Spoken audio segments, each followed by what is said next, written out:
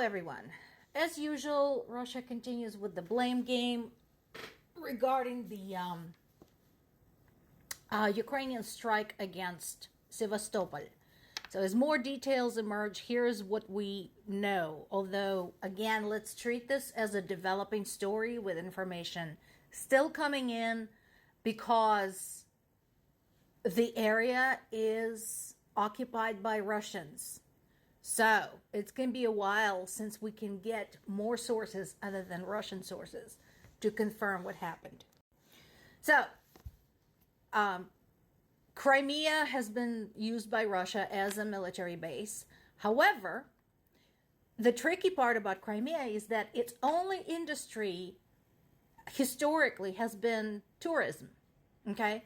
So, while they put military style reinforcements on the beaches, while they put military bases there, kept their weapons there, kept their guidance center there for the missiles. They also insisted that the tourist season proceeds as usual. In fact, somebody, on social media said, well, how else would Crimea pay for itself? It has no industry other than that. No water sources, no electricity sources of its own. So if it's not tourism, then we will have to entirely support it. And what do you think Ukraine was doing before you hacked it off? That's exactly how it was. Crimea was entirely dependent on Ukraine for everything. In return, basically providing the tourist revenue, to support itself. So that's no news. So anyway, Russians failed to emphasize the danger. People continue going to Crimea on vacation, sometimes staying long term. And so when military targets in Sevastopol were hit, some of the Ukrainian rockets and drones were shot down. And as happened hundreds of times in Ukraine by now, pieces of them fell on a nearby beach, killing some of the civilians. Of course, now Russia is screaming bloody murder despite the fact that they've been doing exactly the same thing to Ukraine. And despite the fact that the target was not the beach, the target was the military installation there, which happened to be next to the beach, like you do. So they're saying they're going to retaliate, blah, blah, blah, blah, blah.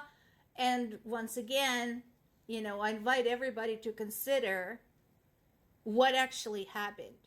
I have no doubt that we are going to have satellite imagery and some of the tracking data about where the rockets were going, where exactly their intended target was. And of course, the question on everybody's mind is, why the fuck did you have people on the beach next to your military targets? You fucking morons. Meanwhile, Zelensky is restless again about his state guard after multiple thwarted assassination plots. Once again, I'd like to point out, first of all, that Ukraine is the wrong place to try the whole assassination game because, unlike Russia, Ukraine is not a totalitarian state. We don't stop functioning without a leader. We are not like the Mangalores in the Fifth Element.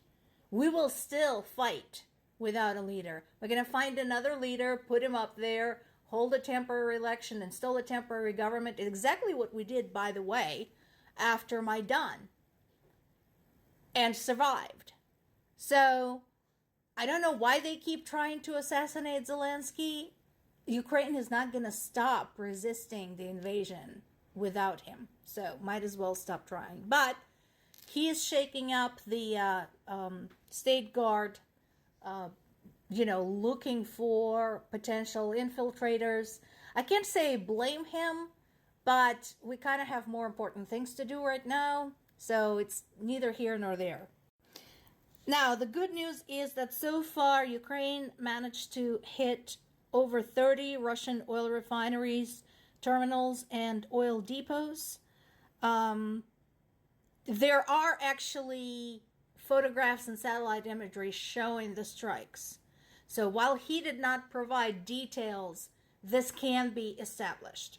And we do have the telemetry from the drones, about where they were going and where they actually hit.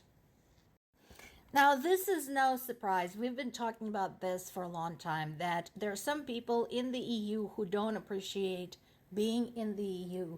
Hungary. It's been a while since we talked about Hungary.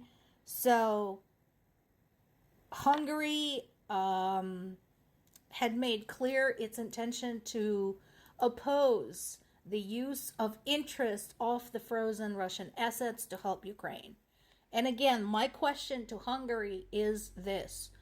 Do you remember what it was like under Soviet Union? Do you remember this? Because you need a memory check.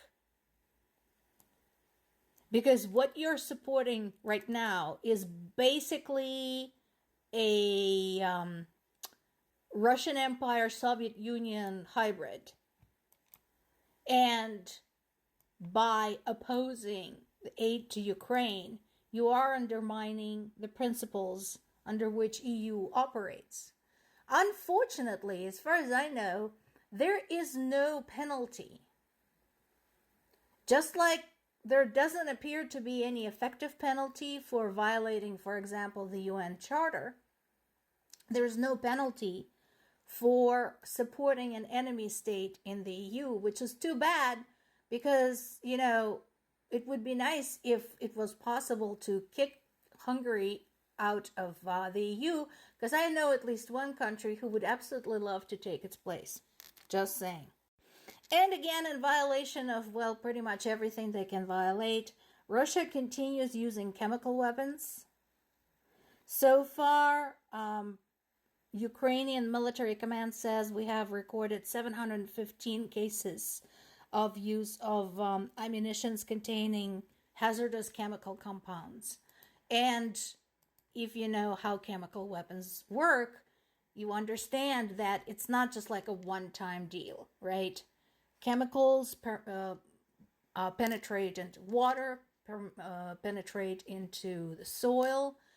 They can be spread through the air. So it's not just something you can get rid of quickly. You can't just clean it up and move on. So, unfortunately, again, international community who's supposed to be maintaining and supporting these conventions that prohibit the use of such weapons remains silent on the subject. This continues to be happening, so we are now seeing more information about the attacks against churches and synagogues in Dagestan. We talked about Dagestan yesterday. At this time, the death toll is up to 20, including the 5 gunmen. We have at least 46 people who were taken to the hospital with injuries. Now, here's the important part. So those on the scene and those who are seeing the, quotes from the Quran being written on the walls of the damaged synagogues are saying, we know who this is. This is Islamic radicals. However, Dagestan being part of Russian Federation, they insist that the attack was orchestrated by Ukraine with NATO's help. And they're now saying that Dagestan is now part of Russia's war effort against Ukraine. Translation: Russia is running out of cannon fodder, and it's easier for them to involve people from Dagestan, since according to Russians, they're dispensable.